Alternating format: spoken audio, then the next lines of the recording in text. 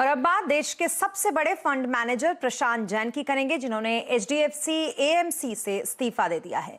प्रशांत HDFC AMC में chief investment officer थे। प्रशांत Jain 4 equity स्कीमों का प्रबंधन करते थे, जिसका कुल AUM 1 लाख करोड़ रुपए से ज्यादा है। इनका ट्रैक रिकॉर्ड शानदार रहा है। इनके प्रबंधन वाली कई स्कीमों ने इन्वेस्टर्स को बेहतरीन रिटर्न दिए हैं। म्यूचुअल फंड के शुरुआती 2 दशकों में इनके प्रबंधन वाले फंड्स ने औसतन 28% रिटर्न दिए हैं। पिछले 28 सालों से Prashant Jain HDFC balanced advanced fund का प्रबंधन कर रहे थे और एक CIO के तौर पर 4,12,000 करोड़ के एसेट के प्रबंधन की जिम्मेदारी थी उन पर। प्रशांत जैन के इस्तीफे के बाद चिराग सितलवाड़ को इक्विटी का CIO बनाया गया, वहीं शोभित मेहरोत्रा को फिक्स्ड इनकम का CIO बनाया गया। और अब बात संसद की करेंगे, वो इसलिए क्योंकि आज 5वें दिन भी संसद में हंगामा जारी रहा। हंगामे की वजह से दोनों सदनों की कार्रवाई बार बार स्थगित करनी पड़ी। संसद में आज का हाल जानने के लिए चलते हैं लक्ष्मण रॉय जी के पास और जानते हैं क्या कुछ हुआ आज संसद में।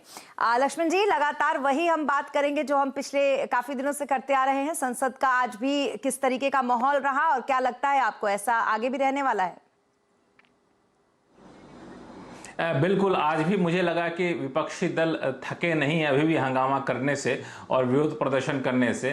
संसद की दोनों कार्रवाई जैसे ही शुरू हुई, धरना प्रदर्शन वैसे ही उसी जोश खरोश के साथ शुरू रहा। जो विपक्षी दल के सांसद थे वो यहाँ तक कि सभापति के चेयर तक पहुँच गए और प्ले कार्ड लेकर के और नारेबाजी करते रहे। हालांकि क्वेश्चन आवर दोनों सदनों में थोड़ा बहुत देर तक चल पाया, लेकिन उसके बाद सदन की कार्रवाई चलना मुश्किल था। इस हंगामे के बीच बार बार सदन को स्थगित करना पड़ा।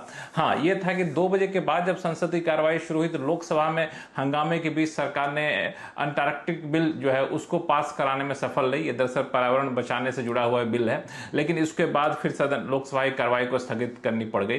राज्यसभा में चूंकि आज शुक्रवार का दिन होता है तो प्राइवेट मेंबर बिल का दिन होता है, तो ऐसे समय में कई बार थोड़ा सा समय दिया जाता है ताकि प्राइवेट मेंबर बिल पेश करने वाले लोग अपनी बात कह सके। तो वहां पे राइट टू हेल्थ के ऊपर थोड़ी बहुत चर्चा हुई, लेकिन बाकी कामकाज जो कहें वो नहीं हो पाया। हाँ, एक सदन के बाहर गलियारे में थोड़ी बहुत चर्चा रही रवि किशन के उस बिल का जो उन्होंने प्राइवेट मेंबर बिल के तौर पर लिस्ट कराया था जनसंख्या नियंत्रण कानून को लेकर के, लेकिन वो संसद के गलियारे भरी चर्चा रही, सदन के भीतर उस पर कोई खास चर्चा होती दिखी नहीं। लेकिन इस बीच एक महत्वपूर्ण डेवलपमेंट ये हुआ कि प्रधानमंत्री मोदी अपने सभी वरिष्ठ मंत्रियों के साथ बैठक किए और इस बात की रणनीति बनाए कि आखिर अब संसद को सुचारू तरीके से चलाने के लिए क्या कुछ करना चाहिए। तो सरकार ने भरोसा दिलाया है विपक्ष को कि हम बहस करने को तैयार है, हर मुद्दे पर बहस करने को तैयार है। चूंकि मुख्य मुद्दा GST है और महंगाई है, तो इस पे बोलने के लिए नोडल मिनिस्ट्री के जो मंत्री हैं निर्मला सीतारमण, वो अभी बीमार हैं, उनको कोविड हो गया है। तो जैसे स्वस्थ होकर के आएंगे हम वो बोलेंगे और फिर सदन में कार्रवाई शुरू हो पाएगी। तो अगले हफ्ते से थोड़ी सी उम्मीद है कि बिल्कुल बिल्कुल हम उम्मीद कर सकते हैं अगले हफ्ते से कि हम और आप जब बात करें तो फिर इस पर बात करें कि क्या कुछ आज चर्चा हुई। बहुत शुक्रिया तमाम डिटेल्स के लिए आपका लक्ष्मण जी। और आगे अब बात द्रौपदी मुर्मू के राष्ट्रपति चुने जाने के बाद उन्हें पूरे देश से बधाई मिल रही है। आज भी उनसे मिलने कई नेता पहुंचे। हालांकि उनका शपथ ग्रहण समारोह 25 जुलाई को होगा, लेकिन उससे पहले कल प्रधानमंत्री मोदी ने उन्हें मिलकर बधाई दी। सोनिया गांधी ने भी बधाई दी। आज शाम को PM मोदी राष्ट्रपति रामनाथ कोविंद के सम्मान में फेयरवेल डिनर देंगे।